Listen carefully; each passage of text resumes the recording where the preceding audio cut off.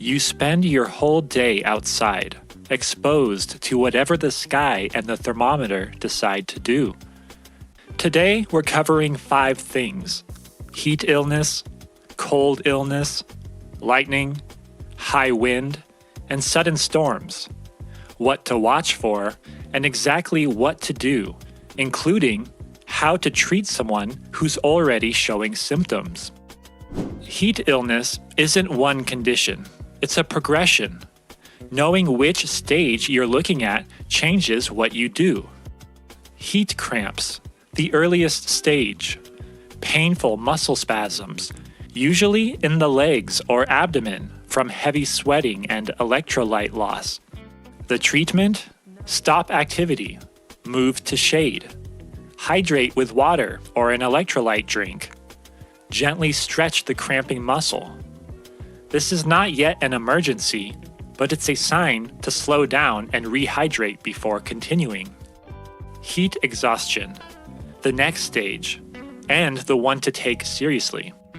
The signs include heavy sweating, cold or clammy skin, weakness, dizziness, headache, nausea, and a fast but weak pulse.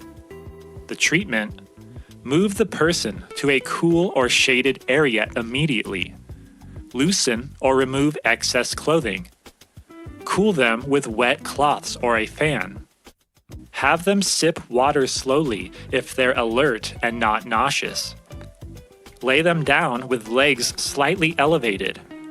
If they don't improve within 30 minutes or symptoms worsen, get medical care. Heat exhaustion can progress to heat stroke quickly. Heat stroke, a medical emergency, full stop. The signs are high body temperature, skin that's hot and either dry or damp, a rapid strong pulse, confusion, slurred speech, agitation, or loss of consciousness. The treatment? Call 911 immediately. Don't wait to see if it passes. Move the person to shade. Cool the body as fast as possible. Ice packs or cold, wet cloths at the neck, armpits, and groin. A cold water immersion or soaking with hose water if available. Do not give fluids if the person is not fully alert or is unconscious. They can choke. The general rule across all 3. Confusion, or a person who stopped sweating in extreme heat, means you skip straight to treating it as heat stroke and calling for help. Don't wait for it to get worse to confirm. Cold weather work carries its own progression, and it can catch people off guard because it doesn't always feel dramatic until it already is. Hypothermia progresses in stages. Mild, shivering, numb hands, fumbling or clumsy movements, slurred speech starting. Moderate, there's confusion, more pronounced slurred speech, and shivering may actually stop, which is a bad sign, not a good one. Then we have severe, which is unconsciousness, weak or undetectable pulse. This is a life-threatening emergency. Here's the treatment. Get the person to a warm, dry place and out of wet clothing. Warm them gradually with dry blankets or layers, and warm, not hot, drinks, only if they're fully alert and able to swallow safely. Do not rub their arms and legs or apply direct high heat.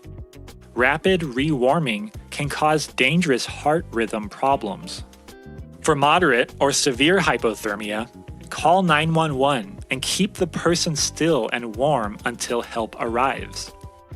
Frostbite. Signs are numbness, skin that looks pale, waxy, or grayish white, and skin that feels hard or waxy to the touch. The treatment is to get the person indoors or somewhere warm right away. Do not rub the affected area. That can cause more tissue damage. Warm the area gently using warm water, not hot. or use body heat. Avoid direct heat sources like a fire or heating pad, since numb skin can burn without the person feeling it. If there's blistering, deep numbness, or the skin stays discolored, that needs medical attention, not just warming. Cold illness and heat illness share one lesson. Confusion is always the red flag. A confused person on your crew in either extreme means you stop treating it as toughing it out and start treating it as an emergency. Lightning. The rule is simple: 30-30. If you see lightning and hear thunder within 30 seconds, the storm is close enough to be dangerous. Stop work and get to safety. Stay there until 30 minutes have passed since the last thunder you heard. The protocol: get away from trees in an open area. You don't want to be the tallest object nearby. Get to a hard-topped vehicle or a substantial building. An open-sided shelter or small tool shed doesn't count. Drop metal tools and step away from ladders, bucket trucks, and anything conductive. If caught in the open with no shelter, crouch on the balls of your feet together, minimizing ground contact. Don't lie flat. Every person on site has the authority to stop work for lightning. No exceptions, no waiting for a supervisor's call. High wind. The protocol is know your company's wind speed thresholds for stopping aerial or climbing work. Gusts matter as much as sustained wind. Watch the canopy, not just a wind gauge. Stressed trees, dead limbs, cracked unions, leaning trunks can fail at wind speeds that seem manageable. Widen your safety zone under and around trees. Falling limbs travel further than expected in wind. Remember, wind affects power line sway too. Clearance calculated in calm conditions can close up fast. If wind picks up mid-task, that's a stopping point, not a finish this cut first moment. Sudden storms and situational awareness. Storms don't always give 30 minutes of warning. A clear sky can turn in under an hour. The protocol: check the forecast before heading out, and again at midday.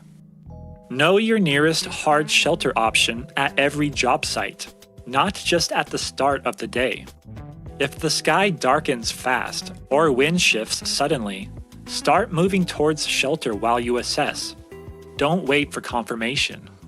Communicate with your crew and dispatch when you're stopping work for weather, so everyone else knows too.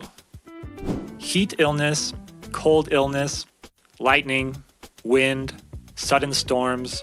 5 different hazards, 1 shared rule. Notice early, act early, and don't wait for someone else to make the call. Confusion in heat or cold is always your signal to treat it as serious. You know the signs and treatment now. Trust them.